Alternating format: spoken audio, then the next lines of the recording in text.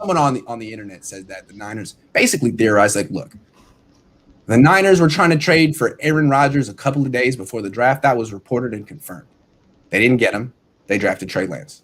Are we to believe that all of a sudden the 49ers no longer want Aaron Rodgers and are just in love with Trey Lance? Most likely, they still love Aaron Rodgers. So do you think at any point the Niners would try to offer Trey Lance?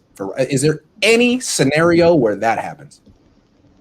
I don't really see them doing that. That would seem as much as Rodgers could keep them right at the top of the NFC. I don't really see them doing it with Lance. If they're going to do something where they're going to try to get Rodgers, I would see that's where they're going to be throwing like Garoppolo and Fred Warner and guys like that into that mix to get them. But they have Lance as their quarterback of the future, the guy they want to have here for a long time. So I don't see that necessarily playing out. Yeah. I mean, I understand the logic of them thinking like maybe Lance wasn't necessarily – I mean, if they were willing to trade the pick for Aaron Rodgers 2 days before the draft, would they not be willing to trade Trey Lance, especially if Trey Lance was their target all along, as they say, and they were willing to give up the opportunity to take him to get Aaron Rodgers? I still feel like if the Packers called up the Niners and they're like, all right, let's talk. You got to talk. Because you love Ray, you could love Trey Lance, but you don't know that he'll ever win a Super Bowl or be great. And even though Aaron Rodgers is almost 40, I still think the Niners can win a Super Bowl this year with him.